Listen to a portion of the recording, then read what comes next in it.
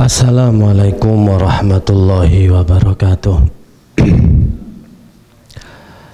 Bismillahirrahmanirrahim. Innal hamdalillah nahmaduhu wa nasta'inuhu wa nastaghfiruh wa na'udzu billahi min syururi anfusina wa min sayyiati a'malina. May yahdihillahu fala mudhillalah wa may yudlil fala hadiyalah. Asyhadu an la ilaha illallah wahdahu la syarikalah wa asyhadu anna Muhammadan abduhu wa rasuluh. Ya ayyuhalladzina amanu taqullaha haqqa tuqatih wa la tamutunna illa wa antum muslimun. Ya ayyuhan nasu taqu rabbakumul ladzi khalaqakum min nafsin wahidah wa khalaqa minha zawjaha wa batha minhuma rijalan katsiran wa nisaa'a wattaqullaha alladzi tasaaluna bihi wal arham innallaha kana 'alaikum raqiba. Ya ayyuhalladzina amanu taqullaha wa qulu qawlan sadida yuslih lakum a'malakum wa yaghfir lakum dhunubakum wa man yuti'illaha wa rasulah faqad faza fawzan 'azima. Ikhwani fillah, barakallahu fikum. Melanjutkan kajian kita dari kitab Sahih Muslim. Yang terakhir kita membahas tentang keutamaan orang yang bisa menahan amarah. Disebutkan kemarin ada beberapa keutamaannya. Yang pertama termasuk melaksanakan wasiat Rasulullah SAW. Yang kedua akan dimasukkan ke dalam surga. Dan yang ketiga adalah mereka akan digolongkan orang-orang yang dicintai oleh Allah Azza wa Jalla. Dan termasuk Allah akan memilihkan mereka dari bidadari yang mereka kehendaki. Lalu kita juga sebutkan tips-tips agar bisa meredam amarah yang disebutkan oleh Rasulullah SAW. Yang pertama adalah ta'awud, meminta perlindungan kepada Allah Azza wa Jalla. Sebagaimana ketika ada dua orang dari sahabat di sisi Nabi telah saling mencela hingga salah satu di antara keduanya wajahnya memerah, kemudian juga uratnya mulai keluar. Maka Rasulullah mengatakan, aku tahu jika kalian mengatakan satu pernyataan ini niscaya kalian akan hilang amarah yang ada dalam diri kalian, yakni ta'awud, a'udzubillahi minasyaitonir rajim. Yang kedua diperintahkan untuk berwudu. Jadi kalau kalian marah, padamkanlah api tersebut dengan berwudu. Yang ketiga, jika sedang berdiri, hendaknya dia duduk atau berganti posisi. Yang keempat, ketika marah hendaknya diam, karena mulut ini suka mencela, mencaci, merendahkan, melaknat. Maka disyariatkan untuk diam. Kemudian ingat bagaimana wasiat Rasulullah SAW. Jadi mengingat besarnya pahala menahan amarah. Yang keenam, membayangkan betapa buruknya wajah ketika marah. Yang ketujuh, mengingat besarnya pahala ketika bisa memaafkan kesalahan orang lain. Dan yang kedelapan, tidak suka mencela, menuduh, mengutuk, melaknat, karena itu adalah sifatnya orang-orang yang bodoh. Ini kemarin yang sudah kita sampaikan pada bab tentang tips atau keutamaan orang yang bisa menahan amarah. Kemudian hadis selanjutnya yang ada di Sahih Muslim.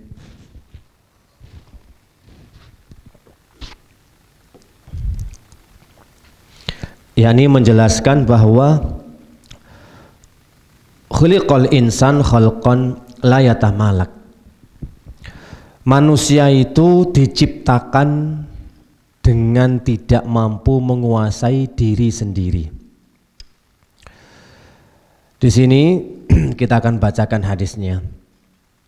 Anna Rasulullah sallallahu alaihi wasallam qala lamma sawwarallahu Adama fil jannah tarakahu ma syaa Allah ayat rukahu faja'ala iblis yutifu bihi yanduru ma huwa falamma ra'ahu ajwaf arafa annahu khuliqa khalaqan la yatamalaku. Nabi bersabda, ketika Allah Subhanahu wa taala membentuk Nabi Adam, tubuh Nabi Adam, Allah membiarkannya di surga sesuai dengan kehendaknya. Tidak lama kemudian iblis datang.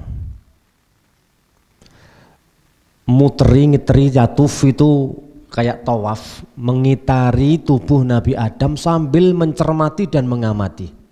Dilihat terus. Setelah mengetahui bahwasannya tubuh Nabi Adam ini mempunyai rongga, arafa annahu ra'ahu ajwaf, di rongga sesuatu yang kosong. Maka iblis pun mengerti bahwasannya Adam diciptakan dalam kondisi yang tidak dapat mengendalikan dirinya sendiri, dalam keadaan tidak dapat menahan godaan atau bisikan. Hadis ini juga diriwayatkan oleh Imam Ahmad dan yang lainnya.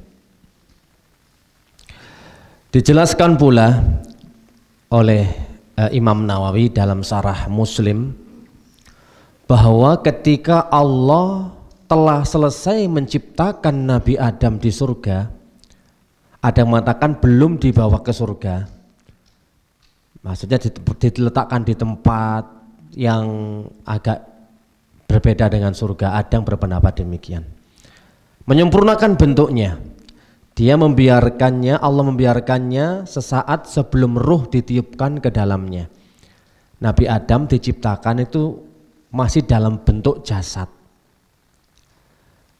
Saat itu iblis juga masih berada di atas, Pak, bersama kumpulan para malaikat karena sama-sama taat beribadah kepada Allah.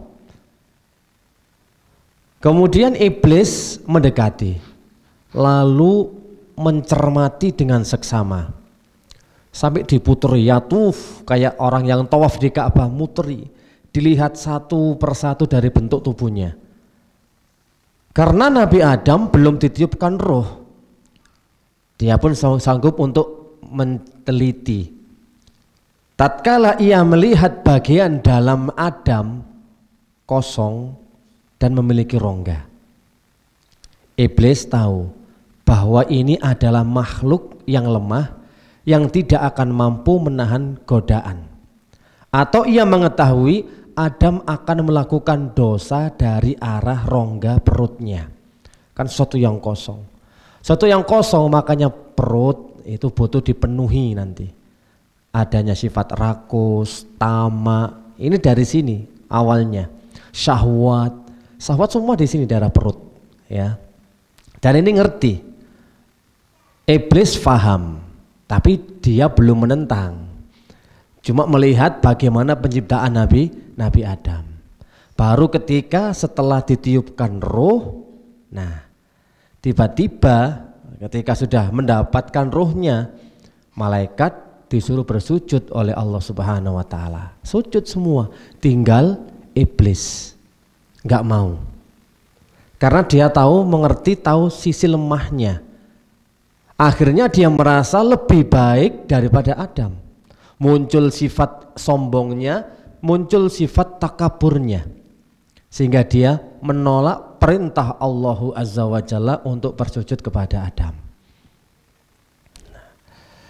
Iblis sudah mengetahui Jadi kalau manusia atau Adam ini memiliki rongga perut, dan disitulah kata para ulama dalam menafsirkan atau mensyarah, menjelaskan hadis ini, makna la yatamalak adalah la yamliku nafsahu wa yahbisuha anis syahwat. Manusia itu enggak mampu untuk menahan syahwatnya, enggak mampu untuk menahan godaan bisikan-bisikan, dan enggak mampu menahan dirinya ketika marah. Ini yang disebutkan para ulama. Oleh karenanya manusia itu enggak bisa yang namanya dicabut dari sifat marah, syahwat. Setan paham. Ibnu Qayyim al-Jauziyah dalam kitabnya beliau Wabilus Shayyib pernah kita singgung, pintu besar, pintu utama setan bisa masuk kepada manusia itu lewat tiga pintu utamanya. Yang pertama al-ghadab, marah. Yang kedua al-ghaflah, lalai. Yang ketiga syubhat dan syahwat. Dia sudah mencermati. Ini titik lemahnya manusia. Dan ketika dia sudah diusir oleh Allah Azza wa Jalla dari surga, maka benar-benar dia bersumpah di hadapan Allah Subhanahu wa Ta'ala akan menyesatkan Adam dan keturunannya. Dan dia tahu poin pentingnya, bagaimana cara menggoda mereka, mengelincirkan mereka dan menyesatkan mereka. Pokok utamanya setan dalam menggoda manusia sudah, nggak usah mikir panjang dulu, nggak usah mikir syirik, bid'ah, ntar dulu. Itu bagian, pintu-pintu, bagian kecil cabangnya. Tapi lihatlah dulu pintu utama, marah, lalai dari ketaatan kepada Allah, lalai kepada Allah, dan syahwat serta syubhat.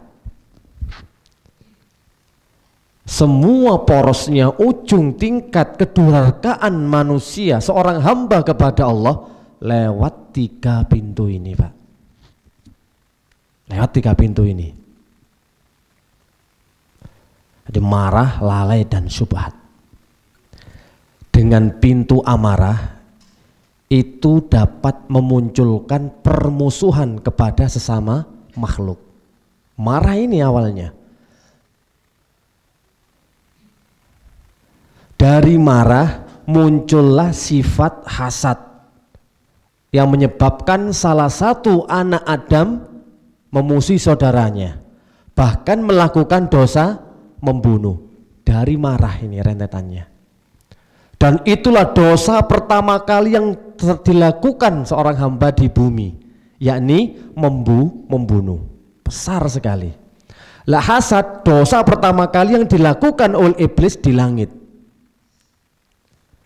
Ini rentetannya dari hasad, marah ini kemudian bisa membunuh, yang artinya berbuat kezaliman. Urut-urutannya, Pak, kenapa orang itu melakukan kezaliman? Dimulai dipicu dari karena sifat marah, nggak terima, dongkol, dendam, sampai saudara dengan saudara saling membunuh, ya. Entah dia dulu pernah merasa dibully ketika di sekolah atau di kampus, akhirnya membuli, dibunuh pula. Dari sifat apa? Marah ini. Bentuk-bentuk kezoliman yang terjadi di muka bumi ini penyebabnya dari pintu amarah. Karena amarah ini kan banyak saudaranya. Jadi hasad, dengki, marah, dendam. Ada yang orang itu berani melampiaskan kemarahannya, ada yang tipenya dinggeng nonang ati, Pak. Jadi dendam.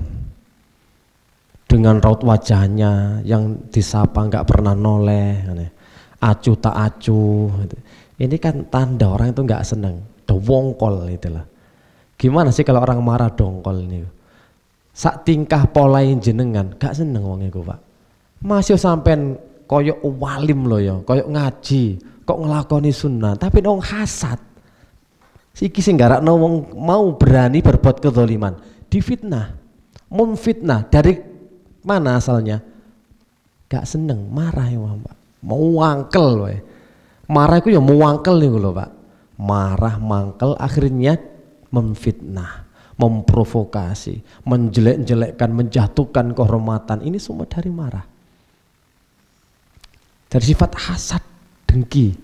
Meskipun kita berbuat baik, kalau orang itu hasad tetap nggak akan pernah menilai kebaikan kita. Itu pintu amarah.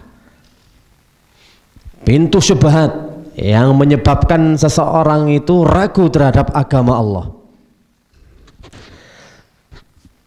Pintu syahwat yang menjadikan dirinya mendahulukan hawa nafsu daripada ketaatan dan keridhaan Allah Azza wa Jalla. Dari pintu syahwat inilah yang menyebabkan seseorang itu memiliki sifat rakus, tamak,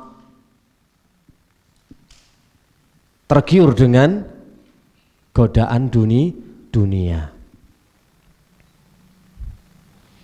Nah, kalau sudah syubhat, syahwat menjadikan sombong, kayak iblis, sombong, takabur, kena syubhatnya apa? Dia merasa lebih baik, ya. Congkak, angkuh. Ini yang menyebabkan iblis masuk neraka. Tamak yang mengeluarkan Nabi Adam dari surga. Karena apa? Memakan buah yang dilarang oleh Allah Subhanahu wa Ta'ala. Dan hasad yang menyebabkan anak Adam membunuh saudaranya. Maka secara kesimpulan, perbuatan kufur itu berawal dari sikap sombong. Kafir, kufur itu gara-gara sifat congkak, mengingkari Allah Subhanahu wa Ta'ala, mengingkari perintah-perintahnya. Dan perbuatan maksiat itu bermula dari sifat tamak. Dan sikap melampaui batas, kezaliman, itu berasal dari sifat hasad. Ini poinnya yang menjadikan setan itu mudah untuk memprovokasi, menggoda dan menyesatkan manusia lewat 3 pintu ini. Lainnya cabang, Pak. Lainnya cabang. Pokoknya ujung-ujungnya di situ dia. Tahu puncak kekufuran, puncak ketamakan, puncak orang yang dolim melampaui batas, dari ini semua pintunya. Maka ketika iblis diusir dari surga, beliau langsung bersumpah di hadapan Allah Subhanahu wa Ta'ala.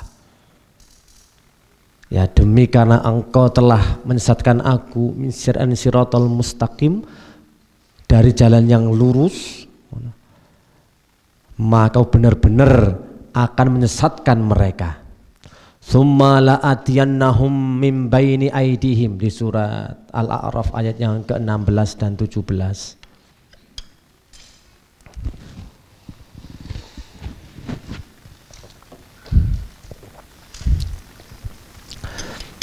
Ya Allah, karena engkau telah menghukum saya tersesat, maka benar-benar aku akan menghalang-halangi mereka dari jalanmu yang siratal mustaqim.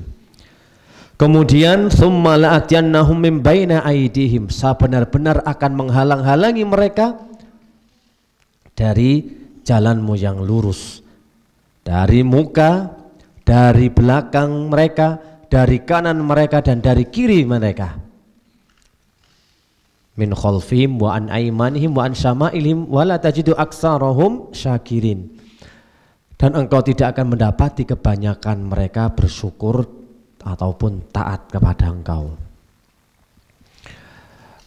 Di sini Ibnu Abbas menafsirkan ketika mereka, setan dan bala tentaranya, ingin menghalang-halangi manusia dari jalan yang siratal mustaqim, ya, yang pertama dari arah depan, dari arah muka mereka. Ibnu Abbas menafsirkan yakni Aku, kata iblis, aku akan meragukan mereka terhadap urusan akhirat mereka. Jadi yang di depan tuh nanti urusan akhirat. Dijadikan mereka lalai, lupa, gak yakin, gak percaya dengan adanya hari kebangkitan, ragu dengan adanya dikumpulkan di padang mahsyar. Dan berapa banyak orang yang kufur di bab ini, orang ateis ya, orang yang punya agama, orang yang benar-benar keluar jalur. Ini para manusia semuanya itu sudah kena. Yang non muslim sudah kena, yang muslim juga sama. Dalam masalah akhirat ditakut-takuti. Lalu dari arah belakang mereka, artinya yakni dari masalah dunia mereka,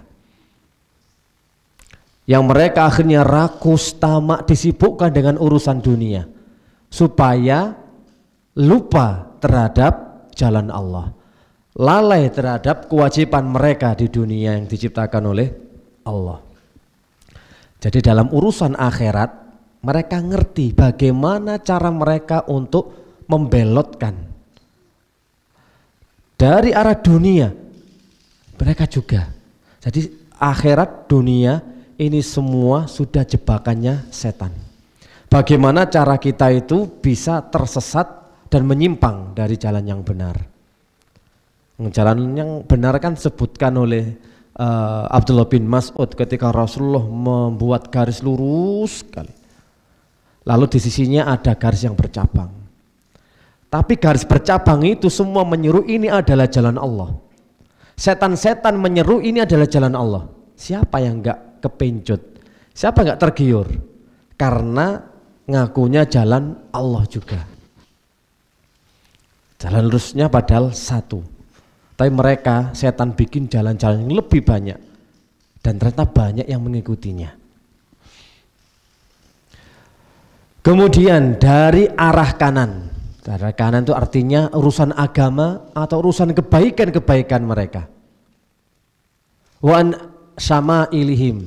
Dari arah kiri artinya dari arah kemaksiatan. Jadi setan memang gak punya pekerjaan lain semenjak dia dikeluarkan dari surga, diusir oleh Allah Subhanahu wa taala dari surga, gak punya kegiatan aktivitas kecuali memang menyesatkan manusia. Dengan bekal itulah mereka itu fokus. Mereka itu ngerti cara untuk menaklukkan manusia. Planningnya jelas, Pak.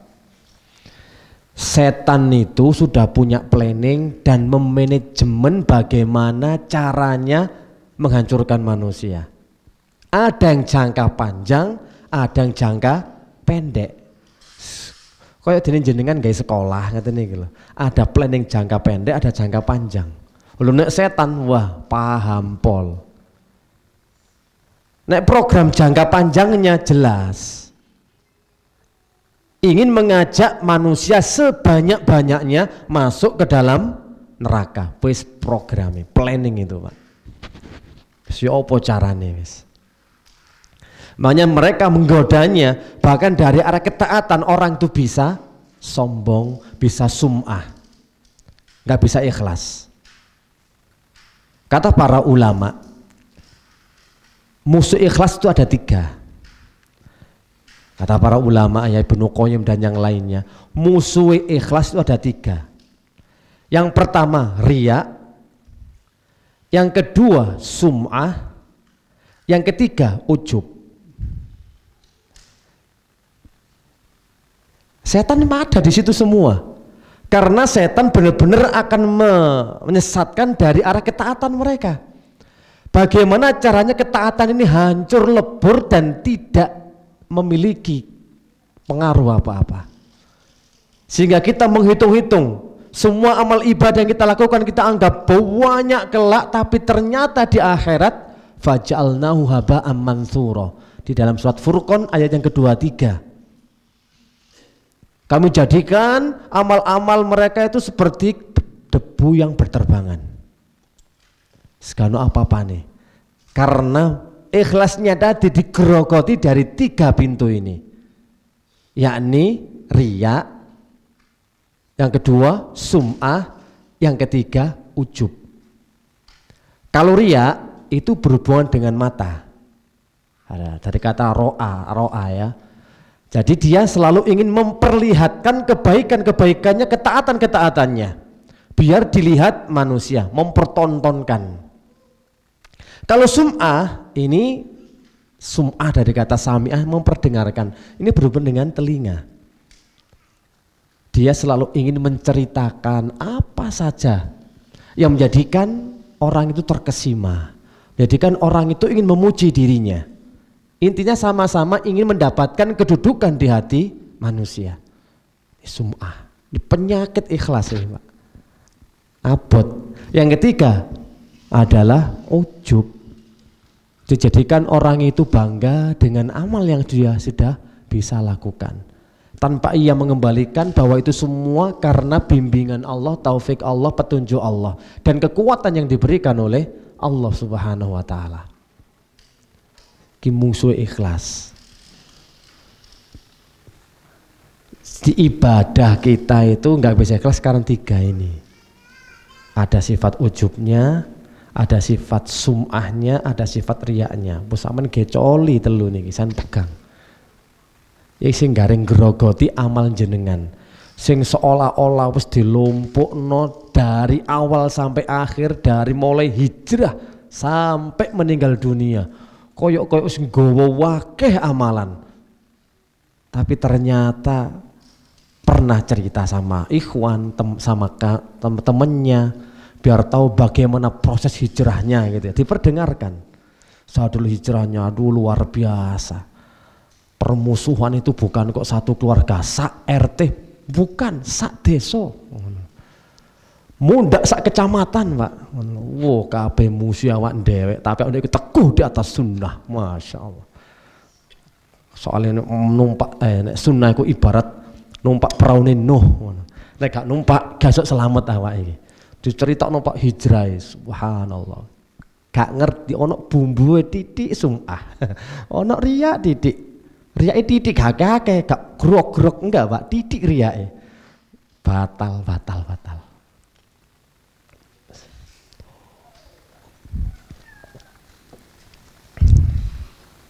Ono maring tipe wonge model ujub ya, Pak.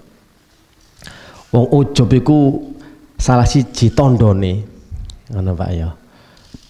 Ketika ada orang menyakiti dia, maka dia beranggapan kok nemu balak. Ngono lho, Pak. Dadi umpamane ana wong maring habis mencela antum, menjelek-jelekan antum, tiba-tiba kecelakaan. Wes iku sampean rumangsa. Lah aku kok digarai, ndelosor kan, ngono lho. Iku ngujub ini iki, Pak. Kadang-kadang kan ono nit ngono, Pak ya. Awak iki setengah waline Allah kok digarai. Awak iku ahli tauhid kok. Difitnah. Lawan mari fitnah aku. Dagangane gak payu, bojone njuk pegatan, wis semburat kabeh pokoke. Gak rumangsa nek iki setengah ujub. Wong ahli tauhid dilawan ya, Pak ya. Gak rumangsa. Koyok yo ahli tauhid nek karo digrogoti, Pak. Iki setan, pintu masuknya setan nih. Musuh ikhlas iki ujub nih, Pak. Jadi merasa kalau ada orang yang menyakiti dia, tunggu balaknya, tunggu balasannya. Dudu aku sing balas, malaikat pasukan iki teko. Ono ae malapetaka yang akan menimpa kepada keluargamu. Wis rumangsane ngono ujub ya. Jadi termasuk salasun, 3 muhlikat yang membinasakan. Salah satunya adalah ijabul mar'i binafsi. Takjubnya, herannya seseorang terhadap dirinya sendiri. Dan musuh telu. Lah iku sing gak diwaneni setan. Selama seseorang itu ikhlas, berat bagi dia untuk mengganggunya. Dari arah ketaatan, setan mampu untuk menggelincirkan. Dari ketaatan-ketaatan kita, bukan dari kejelekan loh, dari ketaatan ini yang bisa menyebabkan kita masuk ke dalam neraka. Jadi 3 orang yang di dalam hadis Bukhari Muslim itu Semua itu ahlu taat, yang perang, ya, yang sedekah, yang mengajarkan Al-Quran dan ilmu agama, semua itu berbuat ketaatan, kebajikan. Tapi ternyata kebajikan dan ketaatan itu menjadi malapetaka bagi dirinya, justru dia masuk ke dalam neraka gara-gara hilangnya ikhlas.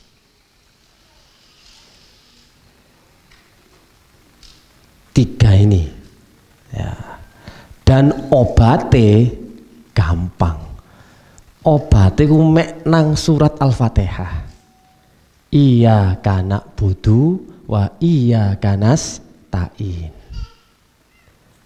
Jadi ben gak ujub, ben gak riya, ben gak sum'ah, kuncine iya kana budu, hanya kepada Engkau kami menyembah, kami beribadah, ikhlas kepada Allah, tanpa penilaian manusia, tanpa ada tendensi yang macam-macam. Karena stain ini. Dan ketika mampu beribadah, ini semua karena pertolongan Allah Azza wa Jalla. Ketika ada seruan la haula wala quwata illa hayyala sholat, diajak sholat, ya jawabnya la haula wala quwata illa billah. Tidak ada satu ketaatan pun yang kami lakukan kecuali itu karena pertolongan Engkau ya Allah. Kalau seseorang bisa mengembalikannya kepada ayat ini, insya Allah ikhlas. Sum'ah, riya, ujub, amblas. Iki obatnya Pak. Karena sumber penyakit ikhlas itu ada di tiga. Obatnya di Al-Fatihah. Makanya Al-Fatihah kayak ngeruki ya Pak. Mujarabe pol. Pokok ngerti arti kandungannya. Gak usah maca Yasin kedawan. Cek lali gak apal sampean. Kedawan. Ayat kursi nek pas wae ndredeg ya boleh lali kabeh. Ngoten lho. Al-Fatihah tok niku lho Pak. Mangkane Ibnu Qayyim, Ibnu Taimiyah nguruki gak cot akeh-akeh. Al-Fatihah tok. Al-Fatihah diresapi dengan dalam wis semburat wisan. Jini gak bakal kuat. Tapi ngerti maknane Pak. Lah daripada sampean maca surat Yasin ya tambah kapal kabeh, jine tambah.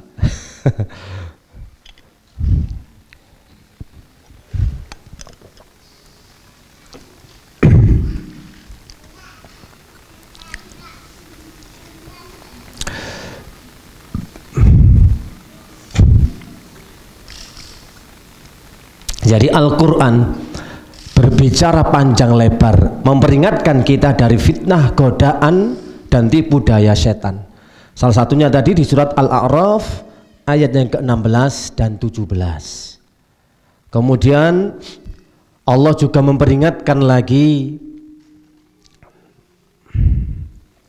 di surat Al-A'raf ayat yang ke-27. Ya Bani Adam, la yaftinannakum asyaitanu kama akhraja abawaikum minal jannah yanzi'u anhuma libasahuma. Wahai anak cucu Adam, janganlah sampai kamu tertipu oleh setan sebagaimana halnya dia mengeluarkan ibu bapakmu dari surga. Diultimatum, diwanti-wanti sama Allah, jangan sampai tertipu dengan setan. Karena setan itu sebenarnya memang gak kuat. Yang bisa menjadi kuat setan itu ketika orang-orang yang lemah imannya dan mengikuti langkah-langkahnya. Di dalam surat Fatir ayat yang ke-6, inna syaitana lakum aduun fatakhiduhu aduwa. Sungguh setan itu adalah musuh bagimu, maka jadikanlah dia sebagai musuh, jangan sebagai teman. Jangan mengikuti langkah-langkah mereka.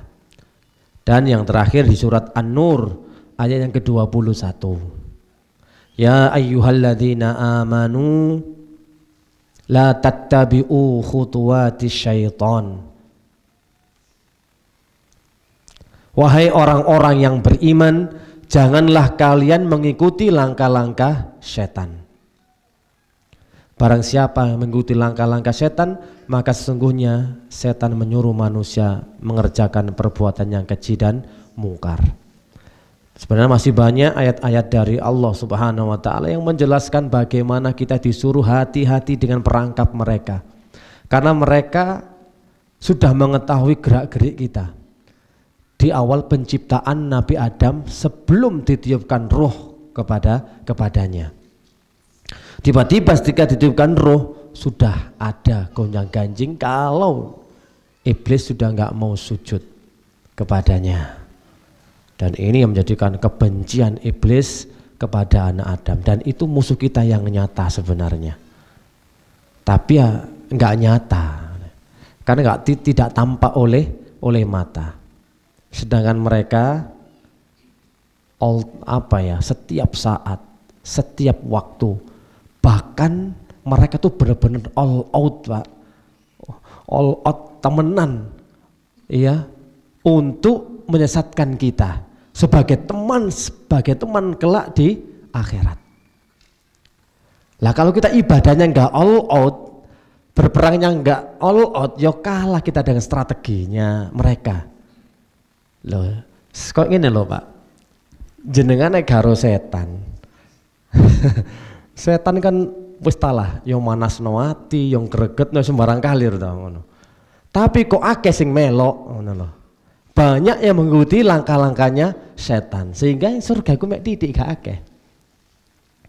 Dan kita nggak tahu strategi bagaimana cara untuk menghadapi mereka. Sedangkan mereka dari A sampai Z ngerti.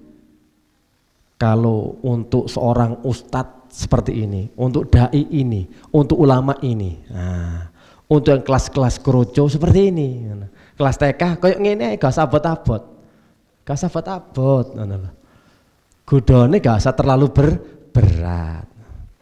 Di gudo opo nes, gudo rabi mana bingung misan, imane goncang, lah ngono to, terus gak usah sing tinggi-tinggi. Iku dhisik ngono Mas. Wah, gonjang-ganjing nisan. Mas gonjang-ganjing sembarang gonjang-ganjing. Iku sik ujian mek didik. Lah setan ngerti. Kelas-kelasnya paham. Makanya punya jangka panjang, jangka pendek. Lah ya nopo Pak? Sampeyan niku ndek musuh sing selalu mengintai, mengawasi kita setiap saat, setiap waktu, setiap detik. Dan mereka mencatat, mengetahui bagaimana cara untuk melumpuhkan kita.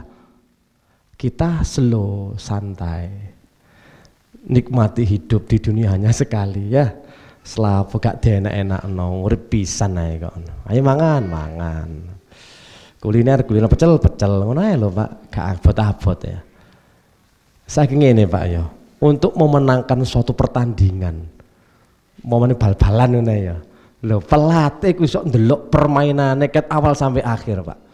Pas musuh tim iki, musuh Londo, musuh Portugal, musuh apa misale, dilihat oh skema permainannya seperti ini. Titik lemahnya di back kiri. Oke, serang dari arah kiri. Lah ngoten to. Iki nek pelatih bal-balan, nek sampean ngerti bal-balan lho ya. Nek gak ngerti wis padha ae, gak usah diterangno wis. Lah ngono. Jadi ngerti titik lemahnya di mana pasti diserang. Lah sampai roh titik lemah setan. Lah iki opo titik lemah setan ya. Pokok ikhlas meneh Ustaz, insyaallah setan gak kuat. Nah, ya ikhlas ya abot kok. Tapi gampang lah enak. Dari arah depan, belakang, kiri, kanan, bawah, semua dikuasai setan. Dan ngerti bagaimana caranya. Sampai orang berbuat taat bisa disingkirkan oleh setan. Ibnu Jauzi ada atau babnya khusus namanya talbis iblis, perangkap iblis, perangkape dewi-dewi. Semua mendapatkan perangkap. Di sing imane se seketer, di sing imane sing kuat, kokoh iku ono. Dan itu ada tips triknya masing-masing. Jika plan A nggak bisa, mereka ganti plan B. Plan B nggak bisa, plan C terus. Iku manajemennya hebat setannya, Pak. manajemennya itu. Soalnya mereka bener-bener loh Pak, all out loh ya, semangat kuat supaya kita semua ini dari bangsa manusia ikut mereka. Temenan sumpah nang di hadapan Allah Subhanahu wa taala. Karena mereka benar-benar tahu kelemahannya. Oh iki gak iso nguasai amarah, syahwatnya, nafsunya ya, syubhatnya, wis iki ae. Buat pegangan sama setan.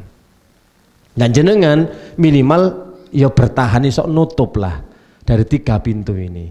Nek kate muring-muring oh eling iki setan gitu loh. Jadi terus bisa memerangi mereka. Kalau nggak diperangi, gak usah tangi bengi kan kayak tenis biasa. Gak bisa bangun malam, oh maklum kecapean, katanya. Tadi siang nggak istirahat, jadi langsung bangun subuh, ikut wajar. Tapi kalau kita lihat, sholat malam itu adalah da'bus sholihin, adalah kebiasaan orang-orang soleh.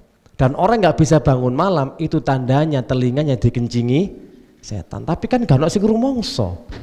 Nek dikencingi setan, gak tangis biasa. Padahal itu dikencingi setan. Wis padha karo penghinaan asline ya, tapi kene gak rumangsa, santai ae. Tidur panjang, pemenudan-udanan enak. Leren dhisik ketaatan, kok enek wae ketiga taat maneh. Nek rendeng santai. Iya Pak, nek rendeng ini yo ngaji sak ngaji, sing teko iku yo udzur syar'i Pak. No, sing teko iku udzur syar'i. No. Afwan, akhi nggak bisa datang, udzur syar'i. Udan. Aduh ya. Bisa ya. Jadi target-target setan kita harus mengetahuinya sebagai pembelajaran agar kita bisa berhati-hati dan mengantisipasinya. Supaya kalau kita lagi diganggu, digoda, kita merasa. Sampai saat ini kan kita nggak ngerasa kalau setan itu musuh kita, dan kita nggak merasa kalau mereka lagi nyerang kita. Padahal mereka itu setiap saat, tapi kita nggak pernah terasa. Karena apa? Nggak ngerti. Tapi targetnya jangka panjang adalah membersamai manusia ke neraka jahanam, sebagaimana surat Fatir ayat yang ke-6. Innama yad'u hisbahu liyakunu min ashabis sa'ir. Sesungguhnya setan itu hanya mengajak golongannya agar mereka menjadi penghuni neraka yang menyala-nyala. Target jangka pendeknya yang disebutkan oleh Dr. Sulaiman Al-Ashqar hafidhallahu, ya, menjadi pengajar di Universitas Madinah, Jami'ah Madinah. Beliau menjelaskan target jangka pendeknya itu yang pertama adalah menjerumuskan manusia pada kesyirikan dan kekufuran. Bagaimana supaya manusia itu enggak menyembah dan beribadah kepada Allah. Jadikan kufur dulu, kafir, supaya tidak meluk agama Islam. Kalaupun sudah meluk agama Islam, baru dijadikan berbuat syirik. Jadi kufur dan kesyirikan ini pertama kali yang digembar-gemborkan oleh setan. Yang kedua, menjerumuskan mereka ke dalam dosa. Agar manusia itu sering melakukan dosa dan maksiat. Jadi kalau mereka selamat dari kesyirikan, selamat dari kekufuran, ada target lagi yang di bawahnya. Supaya mereka gemar melakukan kemaksiatan, digoda terus dari arah mana saja. Ternyata kok masih kuat, mereka ada plannya lagi di bawahnya. Apa itu? Menghalangi manusia dari ketaatan kepada Allah. Saya gak soleh-soleh tenanan lah, ben gak koyok kiai-kiai temenan, biasa-biasa tadi wong sing nasional. Wayai ngaji yo ngaji, wayai arisan yo arisan, wayai nonton piala dunia, santai nasional lah. Lah akhirnya apa? Menghalangi dari ketaatan. Sing asale kena ge zikir, ge ngaji, ge salat bengi, tapi digawe ndelok World Cup. Koyoke kan gak popos, gak popong pisan-pisan. Petang tahun pisan ae lho. Salat kan esuk bendino. Nek Piala Dunia kan 4 tahun sekali. eman. Jadi dihalangi dari ketaatan kepada Allah. Kalau ternyata mereka kok masih taat, ganti plan bawahnya lagi, yakni dengan cara merusak amal ketaatan mereka ben gak diterima oleh Allah. Ya aku mau cek gak ikhlas, ben gak itibak kepada Rasulnya, dirusak amal ketaatannya biar gak diterima dan sia-sia. Kok masih bisa saja? Maka mereka jangkanya adalah dengan tahris, dipecah belah. Tahris ini senjata pamungkas bagi setan laknatullah alaih. Walaupun sesama Islamnya, sesama ngajinya, sesama apanya, disusupkan benih-benih ini, Pak. Saling curiga, saling merasa paling baik, paling bagus, saling mengkritiki, akhirnya nggak rukun, gegeran karepe dhewe. Ya, tahris memang ini pecah belah. Kalau memang setan sudah berputus asa menjadikan manusia berbuat syirik kufur kok nggak bisa, melakukan bid'ah nggak bisa, baru kemudian mereka akan memecah belah. Ben yo opo carane bercerai-berai tidak bersatu. Kadang-kadang lak ngono penyakit wong ngaji kan royokan pinter to, Pak. Rumangsa luwe pinter.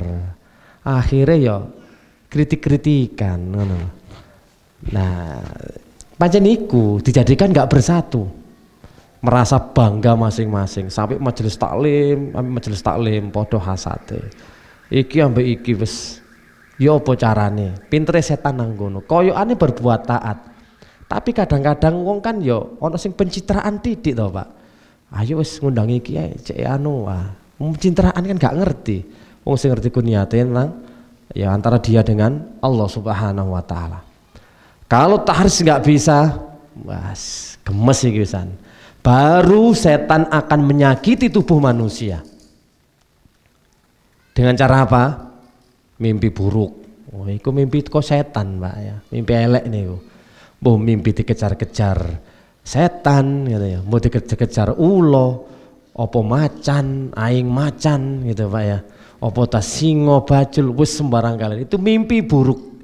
Itu termasuk gangguan setan yang ingin menyakiti manusia.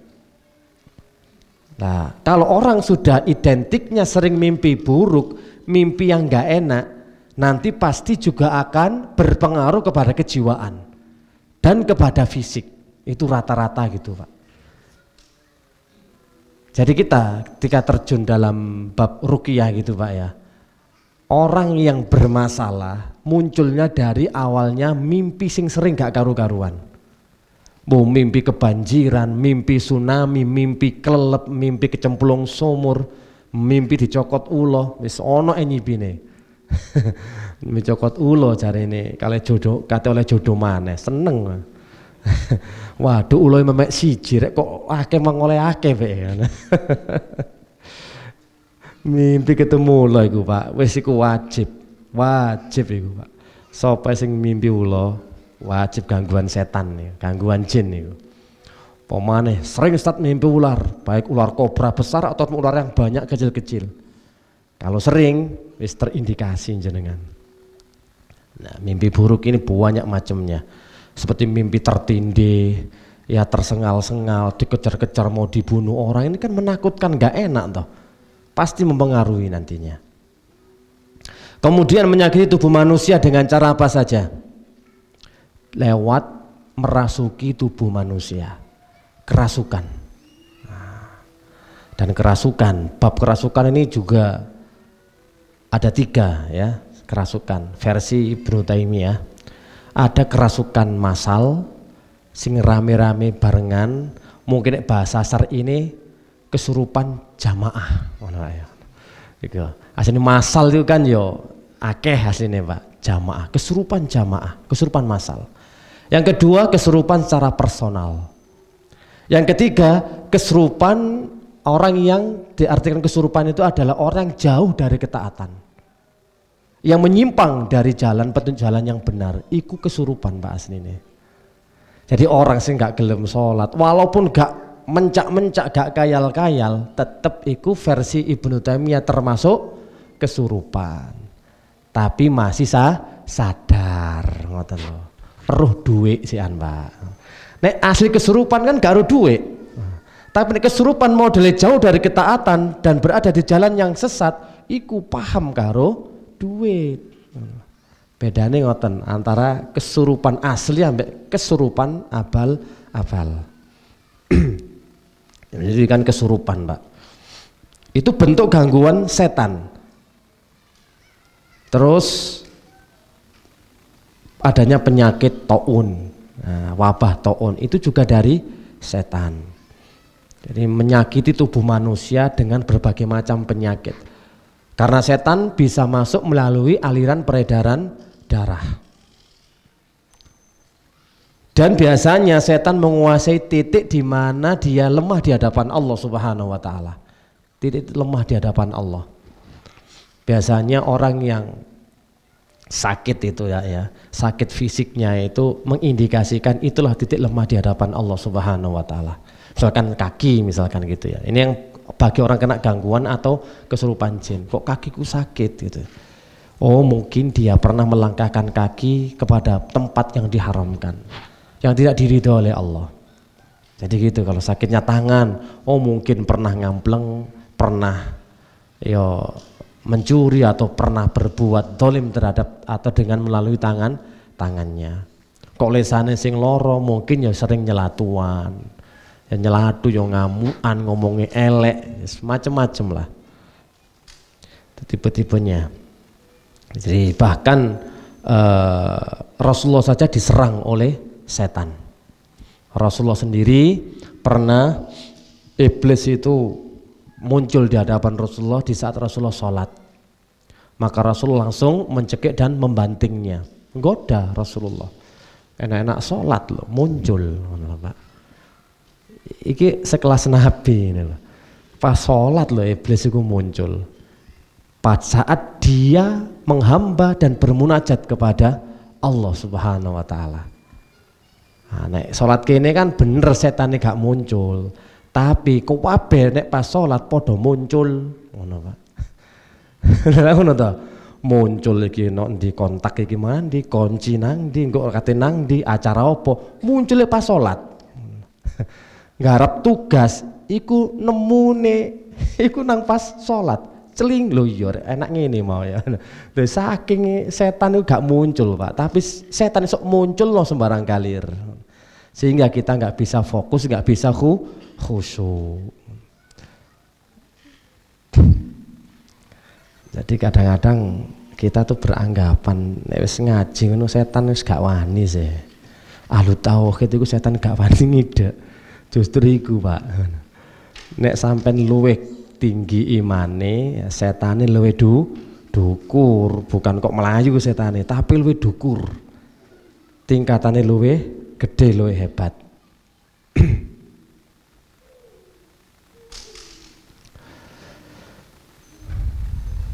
Gangguan terhadap anak bayi saat dilahirkan. Disebutkan dalam hadis, bayi menangis itu karena tusukan setan. Ini baru lahir sudah diganggu setan. Jadi gangguannya setan itu memang dari mulai lahir sampai nanti sakaratul maut, setan itu ganggu. Baru lahir sudah diganggu setan, ditusuk. Mau mati tetap diganggu setan. Ya apa caranya keluar dari agama Islam? Apalagi masa-masa saat ini yang kita lagi jalani, wakeh setan nggodha pas sholat ya iso, pas nang masjid ya iso, dalam hal ketaatan lo ganggu. Apalagi ketika kita lagi santai, hal yang mubah lebih bisa lagi. Dan tingkatan godaan dan bujukan setan ini sebutkan Ibnu Qayyim ada 6, dan bagaimana metode setan dalam mensesatkan manusia juga banyak, insya Allah. Semoga bisa bermanfaat. Kita akhiri dulu dan kita lanjutkan pada pertemuan yang akan datang.